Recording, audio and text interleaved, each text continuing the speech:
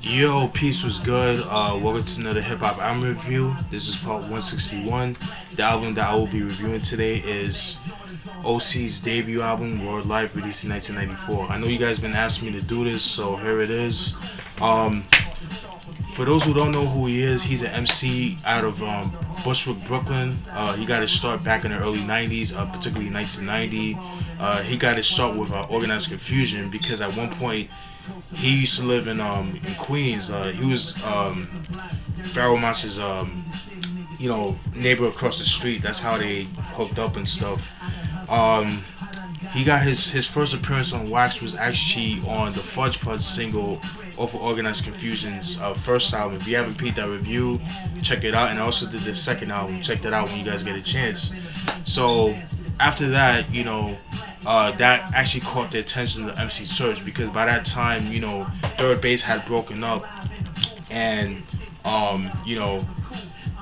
he was actually featured on the remix of Back to the Grill Again, not the original, the album version, but the remix. He was featured on that joint, and then throughout that year, he actually went on a Source magazine tour, and that year is where he met Buck Wild and Diamond D, Lord Finesse and stuff like that. They bonded and things like that, and eventually is how he became a member of D.I.T.C.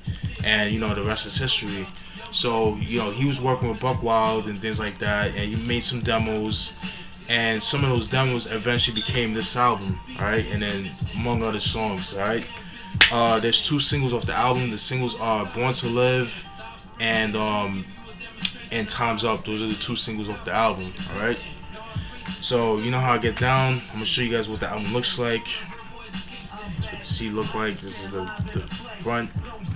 See the back. It's kind of like the same thing, like a collage of all this stuff. This is what the CD looks like. By the way, this is the 2008 reissue. This is not the original version, so let's just throw it out there. Open it up. Pretty cool.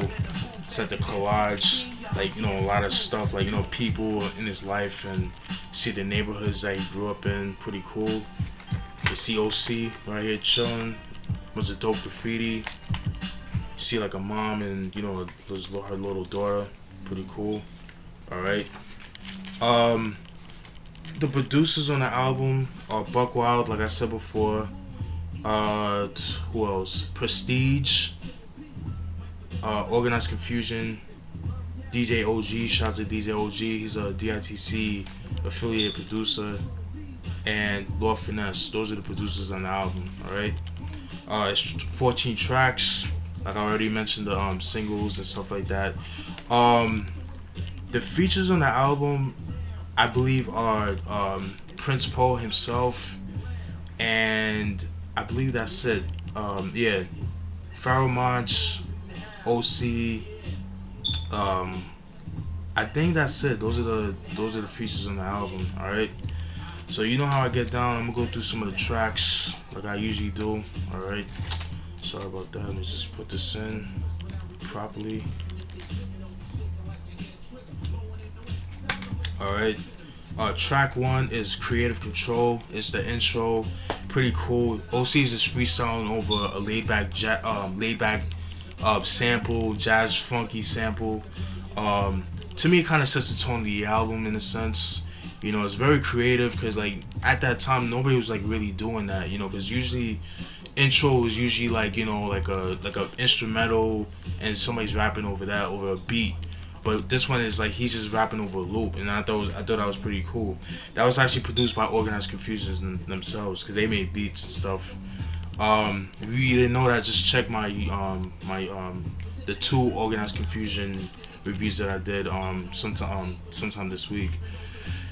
Track 2, World Life, pretty dope song. It's the self-titled track. Very dope beat, very jazzy, hard drums. Dope piano sample. Is a braggadocio track. There's a line that I liked from him where he said where he says person serve for a purpose like workers, yet there's clowns making hip hop a circus. Me, I'm an architect. Mark my sweat, brain of the engine, better yet a Corvette. Thoughts are surging like a submerging. Some subjects never been touched like a virgin. Like, you know, it's very clever, like his wordplay, very very dope, man. That's one thing I like about OC, and I feel like that's something that, you know, people don't really notice about. He's a words craftsman and stuff like that. I really like that joint. Um, the remix is dope too. The DJ Celery remix. Whoo! But I'll post that down in the description box. Track 3, Ozone, that was produced by Buck Wild. World Life was also produced by Buck Wild. The Braggadocio track, dope jazzy beat, but with some nice hard drums. Like I said, it's a Braggadocio track. That's Ozone, very dope. Track 4, Born to Live, that was the first single off the album. Dope video too. You know, it's pretty much an autobiographical track. It's a song reflecting his childhood growing up in Brooklyn. It's the first single off the album. It uses the same Kenny Burke sample that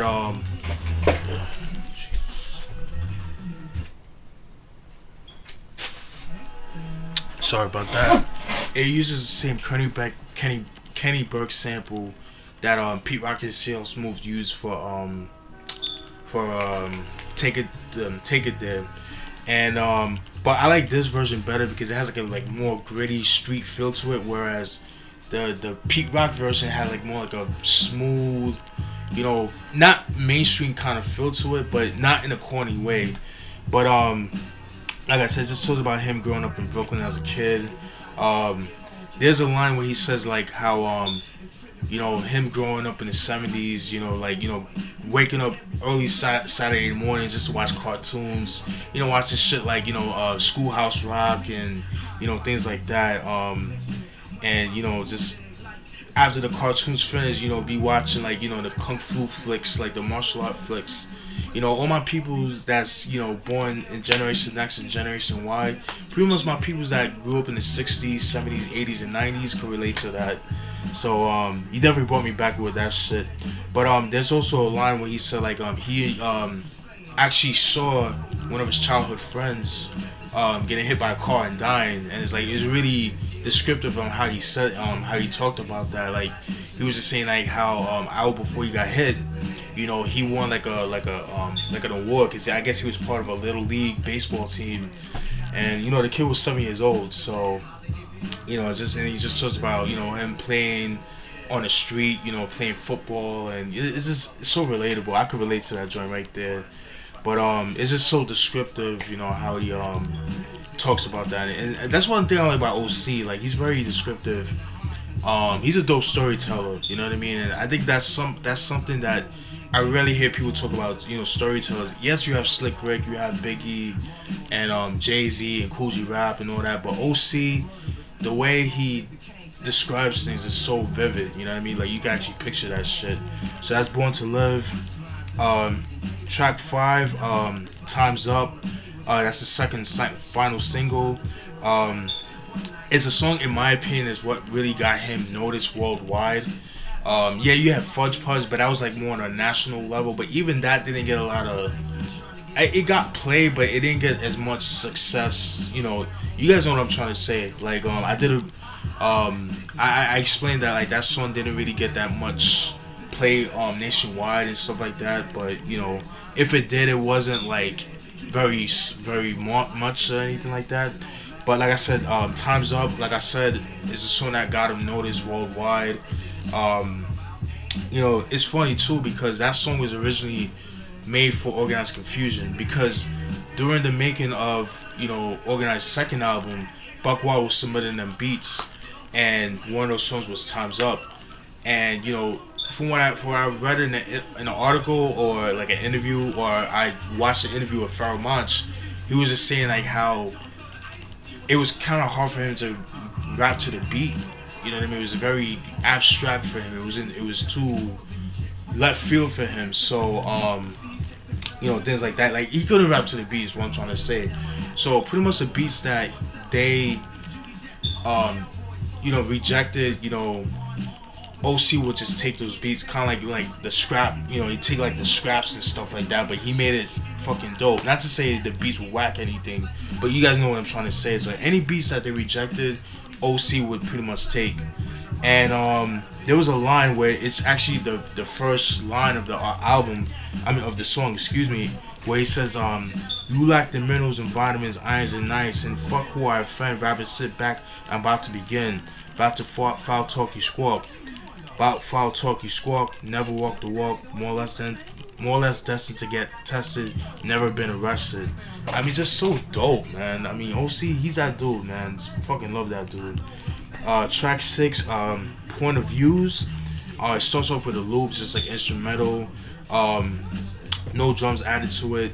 It's the same sample that was used, that not Lord Finesse, Jay-Z used for his PSA track off the Black album, and Black Moon actually used it for the Stay Real. And there's some controversy with that sample because those both songs came out around the same time, but you know there was some controversy of who came out with it first, and you know all that kind of shit. But you know it was crazy. But it's a braggadocio track, you know what I mean? Pretty dope. And then the beat changes and the song, you know, the different beat and kind of sets the tone of the song and stuff like that. Pretty dope braggadocio track right there. Track 7, Constables. That was produced by Organized Confusion. It's a song about being racially profiled by cops. It's a nice dark piano sample. Love the drum programming on that joint right there. The beat definitely fits the subject matter. Pretty dope. I like the KRS One sample that they sampled off the hip hop versus rap song that was left off the Return of the Boom Bap album. And I believe that was that song was the B-side to Sound of Police. I could be wrong, or Mortal Kombat. It was like one of the B-sides off one of those songs, but that was actually pretty dope. Alright. Let me see how much time I got left. I still got some time.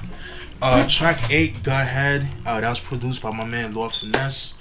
It's just a track about him being played by a girl he was looking that he was seeing at the time, you know what I mean? Just like, you know, just playing him, you know, things like that. You know how it is, guys. Like, you know, you meet a girl, you know, you like her, like you do everything, you bring her the world to her, but she doesn't appreciate it, and she's just using you because you know that you're this nice guy, and you know, things like that. So, but then, you know, it's like, you know, he's in denial, like he's not realizing he's being played, like, oh no, that's just the way she is and things like that.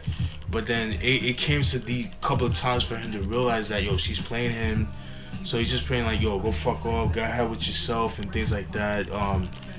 Very, very, very relatable. I could definitely relate to that because I've been through that, and I'm pretty sure some of you guys have been through that. Even my female viewers, my subscribers, if I do have some, I'm not sure, but you know, it is what it is. But the other day when I was listening to the album on YouTube, I realized there was 2 versions of Go Ahead. They're both made by Lord Finesse, but the beat is different. Like I guess the original version is the one I heard, not the album version. The original version is the horns are the same, the drums are the same, but the beat is like more minimalistic, if that makes sense. I'll post that down in the description box to let you guys know what I'm talking about. But it definitely has like a more grimy feel to it. But the version that's on the album kind of fits the subject matter a lot better, in my opinion. But they're both dope joints though. But that's a definitely dope joint right there. That's Go Ahead. Track 9, No Main Topic. That's produced by DJ OG. Love that joint right there. Pretty dope. Very dope dark sample. Love the drum program on that joint.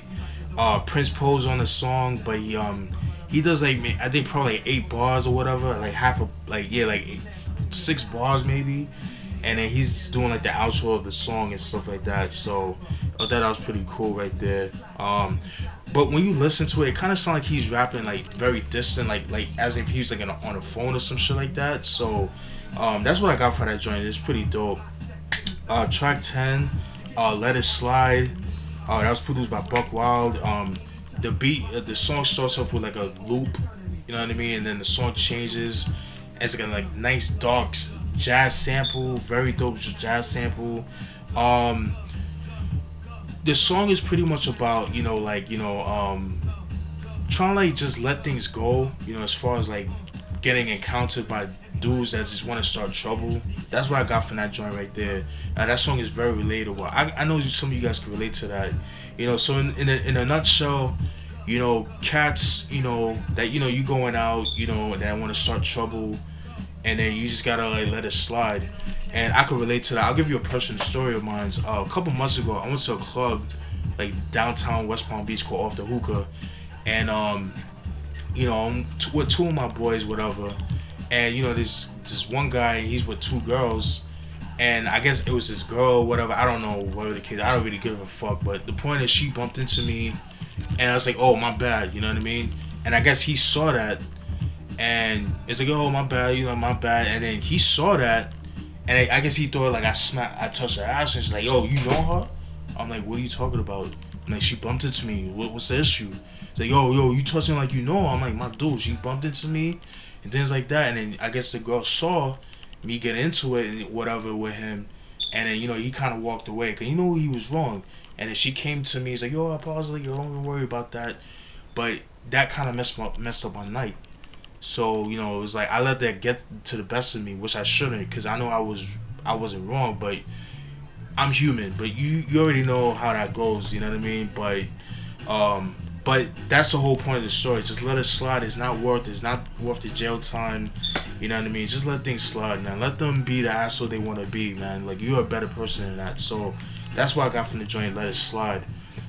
Track 11, My Dukes, is a braggadocio track, but it's actually a homage paying. It's him paying homage to his mom, and it's pretty cool because his mom is actually harmonizing throughout the whole song. So I thought that was pretty cool. And at the end of the song, it's like, "I'm gonna let my Dukes take it on from here." And then throughout the end of the song, she's like, vocalize. She has like a really nice voice. I thought that was pretty nice of him to do that. You know what I mean? It's very original. You don't really hear that. You know what I mean? So I thought that was pretty cool. Track 12, Story. Ooh, one of my favorite tracks off the album. It's very dark. It's a very dark song. It's pretty much about a guy named Timmy who he pretty much steals drugs, from this Colombian cartel. Steals money and the drugs and things like that. So he's on the run. So obviously they find out. They're trying to find him. They can't get to him. So what do? They go to what's close to him, his family. So they pretty much capture his mom and his sister and I think some kids, and they torture them, rape them, and they end up killing them. But the way they do it is just so fucking grimy. Like, there was a line where he said like they shoved a broom up his sister. You already know where I'm going with that. And then there was a line where he said like one of them like took out his dick and they started jerking off in front of him, and then one of them raped his mom, and it was just crazy, man. Like, you just would have to read the whole. You would have to listen to the track, but it's just so fucking gruesome. And then he said like at the end, like they were in the front page news, and it was just very horrendous, man. Yeah, very. Ugh. But I love the song. It's pretty dope. It sounds like a movie. You know what I mean? Track 13, outro, Sabotage, is OC rapping over the Riding High by Fazo. Pretty dope sample. It's a very familiar sample. If you guys don't know what I'm talking about, it's a song by EPMD. Listen to my demo. They rap over that sample, and that's pretty much like the same sample that he raps over. So that's the outro, Sabotage, and last but not least, Born to Live remix that was produced by Organized Confusion. It's the same as the Born to Live, but the only difference is the instrumental. The beat's a lot more darker compared to the original version by Buck Wild. It's a dope song, but I prefer the Buck Wild version. Let me see how much time I got left. And that's pretty much it, guys. Overall, classic album. I highly recommend it. It's funny too because one thing I forgot to mention is that Nas was actually supposed to be on this album, but he didn't make it to the session. And the reason why I bring up Nas is because, like I said, Nas at that time, he was rolling with MC Search and stuff like that, and OC was rolling with them too. So they actually met with each other and things like that, and which explains the whole Back to the Grill Again remix, and that's how they met and stuff like that. And let me change the song.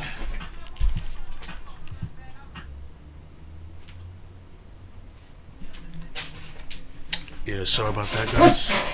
Yeah, so that's how they met and things like that. I've always felt like this album was just like Illmatic, but just like a more darker version.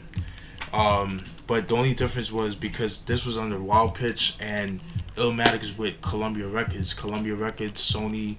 So that's a win-win situation with that. So I think that's why this album didn't really get the shine that it deserves.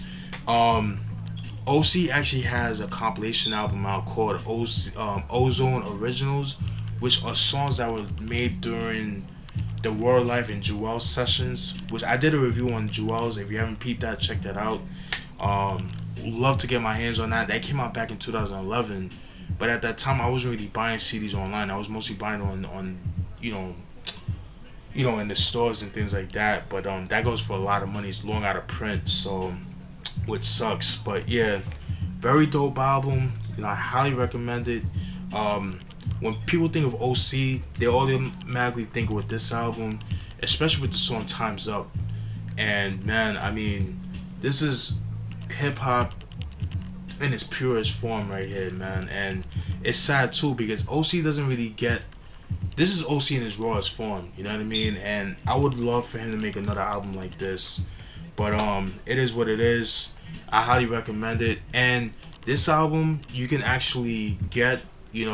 Might be a little hard to find in stores, but you can actually find it on undergroundhiphop.com. It's in stock. You can find it on Amazon, Discogs, eBay.